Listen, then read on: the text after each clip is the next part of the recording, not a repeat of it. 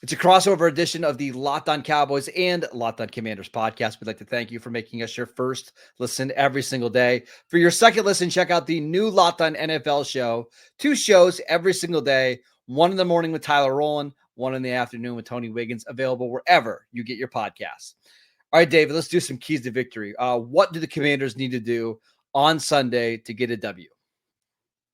Well, first things they got to do is they got to play smart against potentially unknown quarterback, right? Obviously, there's a potential there. I don't know how sure Cowboys side of this is that Trey Lance is going to get some playing time. Is it Cooper Rush? Yeah. I just know there's conversations of Trey Lance maybe getting some reps, maybe getting a start. I don't know what it is, but Dan Quinn did say on Wednesday that they are planning for Trey Lance more than they did the first time around. Like first time around, they watched a little bit. They're going to watch more about Trey Lance. This time, that again, it just kind of feeds into the conversation of they want to win this game. You know what I mean? This isn't just lip service. Like they're going to prep for Cooper Rush. They're also going to prep for Trey Lance because they don't know what's going to happen with the Dallas Cowboys as the course of this game goes on. You got to start fast, rest late, right? We kind of talked about that a little bit too. And again, I don't think you're going to get 5 possessions in Cowboys territory to start this game, but whatever opportunities you get early in this game, you have to capitalize on them. If it's a turnover, you got to punish the Cowboys for giving the ball away. You got to make sure they don't get any takeaways. And then maybe if things are going the right way, you can rest some of your key players later in the game. You got to play clean, man. That ultimately is what the Washington Commanders have been searching for a while now, is a game where all 3 phases just play smart, clean football and go out there and get a 60-minute team victory. Those are the 3 things they need to do this weekend. For the Cowboys, it's all about starting fast. And we talk about this every week with on the Locked On Cowboys podcast. Most of these games, you can tell like 15 minutes in real time how it's going to go for Dallas. Like if they jump out to a lead, which they did against Tampa Bay, it was 13-0 instantly in that game. You felt pretty good about their chances of surviving. But in some of these other games, they get down by 7 points, 10 points. They just don't have the offense, nor are they built that way on defense to climb back in these games. So if you can get off to a hot start, and I even be like, hey, you force a 3 and out, and then you get a field goal, right? Like just even a start like that, keep yourself in this game as long as possible. Maybe something will break your way like it did the first time around with a Cavante Turpin, a kick return touchdown, or a turnover. Number 2, you got to stop the run. You cannot let Jayden Daniels and Brian Robinson run all over you and control the clock. That is an easy way for the Commanders to take control of this game.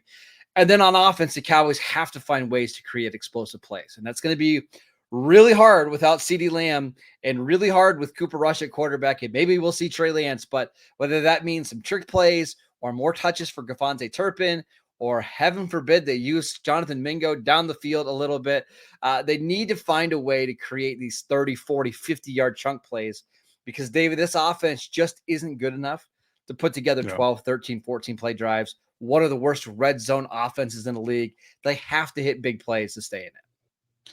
Yeah, no, I mean that all makes sense, and I think again, like mine, you kind of look at it, right? Obviously, the first one is really about the Dallas Cowboys specifically, but the rest of this is just about ending the season the right way for the Washington Commanders entering the playoffs, and it's not an intention.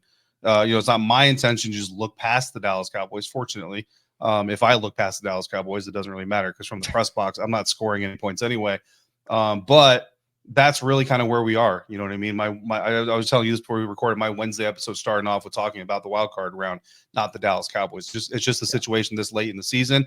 But to say that as the host of the Locked On Commanders, don't take that as a Cowboys fan listening to this crossover episode to think, oh, the Commanders are sleeping on the Dallas Cowboys. That's absolutely not happening. Last thing before we go, how does the food in the Dallas Cowboys press box rank compared to the other stadium? Oh, it's the best.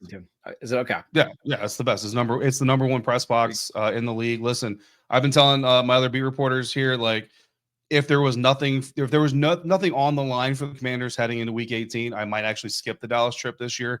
As Marcus, I'm self-funded, so I'm like, well, I might save myself a little bit of money instead. Sure. But also, it's Jerry's World, man. And Jerry's World is my favorite place in the entire National Football League because you can hate the Cowboys as a Commanders fan, or you can hate the rivalry, whatever you want to do. But at the end of the day, man, Uncle Jerry does it right. You know what I mean? We went there for Thanksgiving last year, and it was the best Thanksgiving game I've ever covered. So also the only Thanksgiving game I've ever covered. But anyway, Tampa is a close second. You know what I mean? Tampa is very nice as well, is a close second. But yeah, AT&T does it the best, which I'm happy for because Josh Harris is under, he's going to eventually develop a new stadium, and he's a lifelong Washington fan.